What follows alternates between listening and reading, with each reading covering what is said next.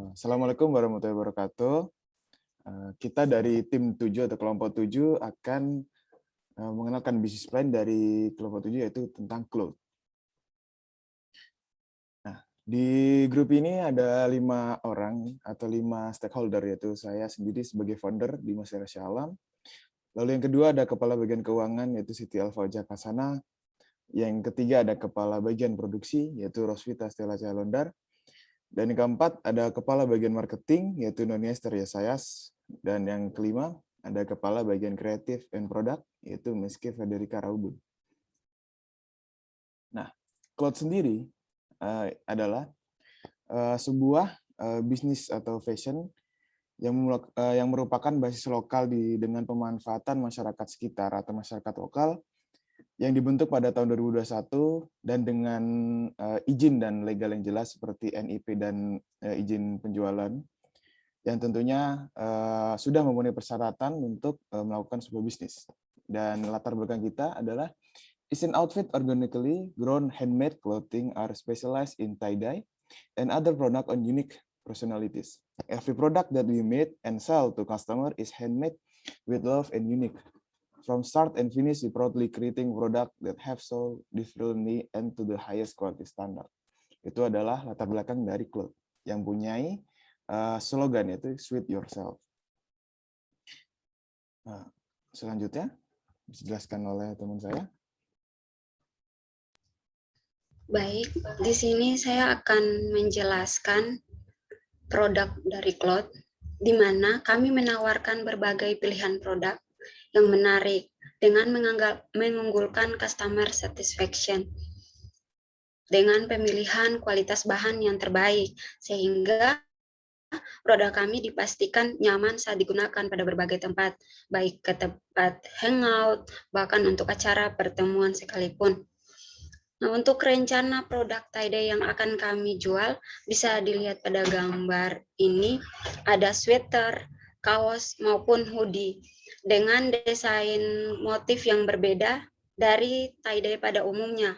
Seperti yang kita ketahui, bahwa baju tie-dye yang beredar di pasaran, sekarang sebagian besar desain motifnya spiral, ombre, bleaching. Nah, karena itu kami membuat inovasi baru pada desain produk cloth, di mana kami menawarkan keunikan motif dengan pola yang berbeda dari yang lain. Selain itu, kami juga menawarkan opsi kepada pelanggan berupa kit cloth, bisa dilihat pada gambar, yaitu paket penjualan atasan kaos sweater yang dilengkapi dengan opsi paket warna tie-dye, yang pastinya menarik untuk pelanggan di masa pandemi, buat yang mau berkreasi dengan membuat tie-dye sendiri, sesuai dengan kreativitas pelanggan di rumah. Selanjutnya akan dijelaskan. Untuk kompetitif strategi atau strategi penjualan produk cloud ini dilakukan dengan penjualan resmi pada toko kami yang berlokasi di Kabupaten Bojonegoro, Jawa Timur. Selain itu, kami menganalisa bahwa dengan penggunaan internet yang berkembang pesat dalam sektor bisnis, maka strategi pemasaran online yakni dengan memberi informasi kepada pelanggan tentang produk yang kami tawarkan dalam dunia maya untuk memenuhi kebutuhan dan keinginan pengguna melalui media online, yakni website cloud dan akun bisnis Instagram Cloud Store.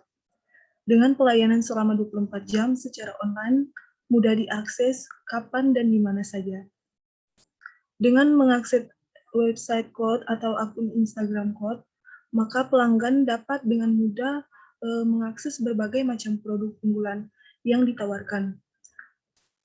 Pelanggan juga bahkan dapat menentukan pilihan terhadap jenis, warna tie-dye, serta ukuran sweater yang diinginkan. Dengan sekali klik, maka produk cloud ini akan terproses dengan mudah sampai ke tangan pelanggan.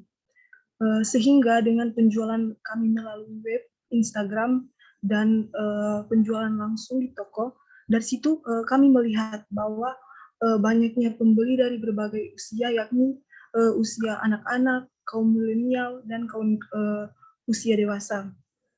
Nah, dari data tersebut, kami sebagai stakeholder dapat melihat seberapa besar minat pelanggan terhadap produk cloud yang kami tawarkan, sehingga kami dapat melakukan produksi dalam mengantisipasi permintaan ke depan, di mana bisnis cloud kami ini dijalankan dengan mengedepankan customer certification atau kepuasan pelanggan sebagai tolak ukur keberhasilan kami.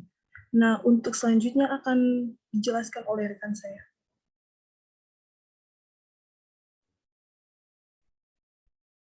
Baik, di sini dalam menjalankan probisnis tie-dye ini harus ada sejumlah persiapan dan strategi khusus ya yang harus dilakukan, diketahui agar kita itu bisa dapat menjalankan usaha ini agar tetap berjalan dengan baik. Nah, yang pertama itu kami melakukan riset konsumen. Riset konsumen ini dilakukan agar kita itu mengetahui siapa saja peminat dari tie-dye tersebut. Nah, dan kami juga di sini melakukan promosi dan dilakukan dengan cara mengunggah produk ke media sosial, yaitu Instagram kami @cloud_store dengan mengunggah produk tersebut ke media sosial dengan caption menarik, dan dilakukan secara setiap hari secara teratur agar produk kami ini bisa dapat lebih cepat diketahui oleh masyarakat dan tingkat kredibilitas dari akun dari toko kami ini bisa meningkat.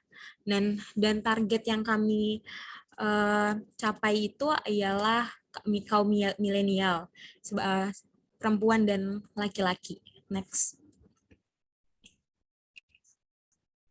Nah, di sini juga kami sudah melakukan market analysis atau analisis pasar dengan hasil peminat produk tie-dye itu sebanyak 86%. Dan yang tidak menyukai itu sebanyak 14%. Nah, dan jenis atasan yang disukai itu sebanyak 51%, yaitu produk sweater, dan hoodie sebanyak 14%, dan kaos sebanyak 34,9%. Nah, di sini kami mengambil kesimpulan bahwa peminat tie-dye ini cukup banyak ya, dan jenis atasan yang mereka sukai itu kebanyakan adalah sweater. Terima kasih.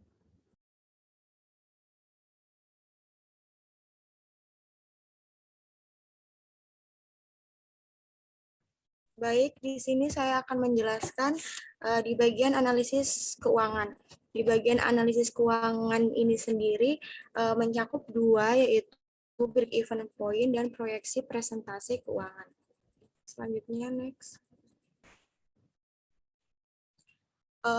Di analisis keuangan juga terdapat beberapa kriteria yang harus dibahas, yaitu yang pertama ada modal dan kondisi keuangan.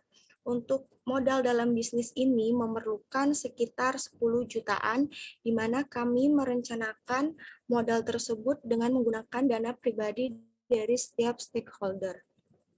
Yang kedua yaitu biaya lokasi. Untuk pembuatan lokasi sweater maupun kaos dalam hal ini, lokasi dari bisnis kami tidak menyewa lokasi, karena untuk lokasinya itu sendiri bertempat di Bojonegoro, yang mana sekaligus rumah dari CEO itu sendiri. Kemudian yang ketiga ada pembelian bahan baku. Pembelian bahan baku itu sendiri kami memesannya kepada supplier sweater dan supplier pewarna baju khusus untuk tie-dye. Kemudian ada biaya operasional. Biaya operasional di sini mencangkup biaya listrik dan biaya gaji pegawai. Kemudian ada promosi. Kami mempromosikan produk cloth melalui Instagram terlebih dahulu. Mungkin nanti setelah mendapatkan profit yang cukup besar, kami akan memasang promosi dalam bentuk iklan dan mempromosikan kepada influencer. Yang terakhir ada dana darurat. Dana darurat dapat dipergunakan untuk kebutuhan yang mendadak. Misalnya di sini produk dalam 1 bulan menargetkan 50 buah kaos maupun sweater, namun karena banyak dari konsumen yang memesan hingga 100 buah, kami harus menggunakan dana darurat tersebut. Next.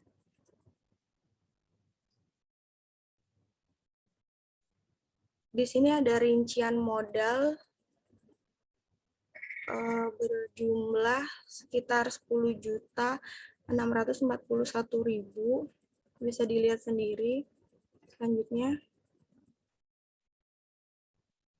Selanjutnya ada break even point. BEP ini berguna untuk menentukan kapan bisnis akan dibalik modal di mana total penjualan sudah menutup total modal. Setelah bisnis mencapai BEP, maka selanjutnya bisnis akan menghasilkan keuntungan. Next.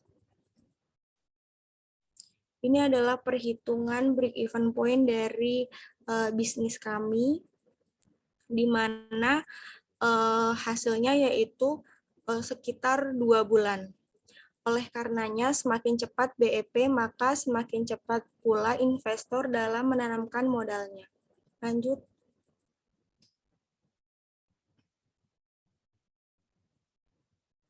Yang terakhir ada proyeksi presentasi keuntungan. Di sini ada bulan pertama sampai bulan kelima.